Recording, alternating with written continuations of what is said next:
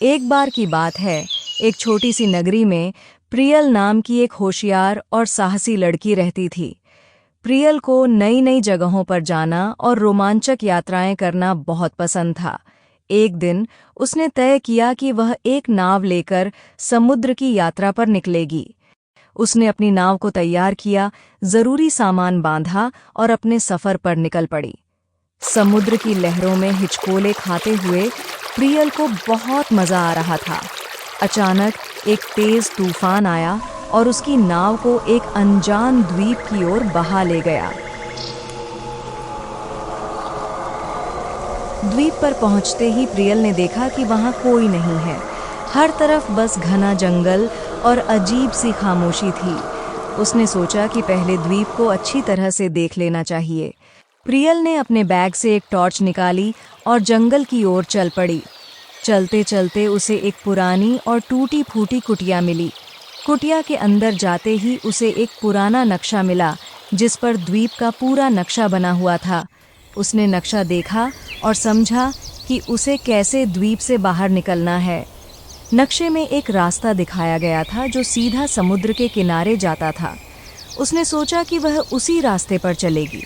रास्ते में उसे कई मुश्किलों का सामना करना पड़ा। पहले उसे एक बड़े और गहरे गड्ढे को पार करना पड़ा। उसने अपने बैग से एक रस्सी निकाली और पेड़ से बांधकर गड्ढे को पार कर लिया। इसके बाद उसे एक बड़े सांप का सामना करना पड़ा। सांप को देखकर प्रियल थोड़ी घबराई, लेकिन उसने हिम्मत नहीं हारी। उसने अपनी टॉर्च की तेज रोशनी से सांप को दूर भगाया और आगे बढ़ी। जंगल के बीच में चलते चलते प्रियल को एक झरना दिखा। झरने के पास ही उसे कुछ खाने पीने का सामान मिला। उसने वहां थोड़ा आराम किया और खाना खाया। अब उसे बहुत थकान महसूस हो रही थी, लेकिन वह जानती थी कि उसे जल्दी से जल्दी इस द्वीप से बाहर निकलना होगा।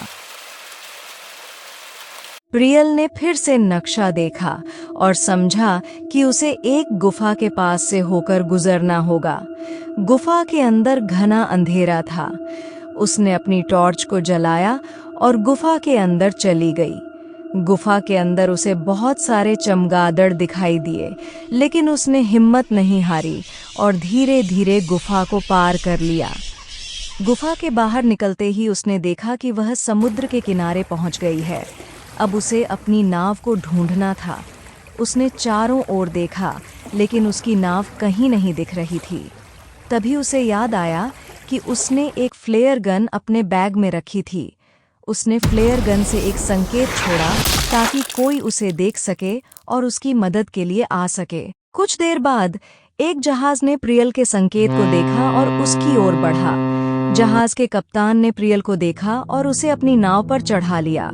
उसने कप्तान को पूरी कहानी सुनाई और वह उसकी साहसिकता की तारीफ किए बिना नहीं रह सका। प्रियल ने इस रोमांचक यात्रा से यह सीखा कि कभी भी मुश्किलों से हार नहीं माननी चाहिए।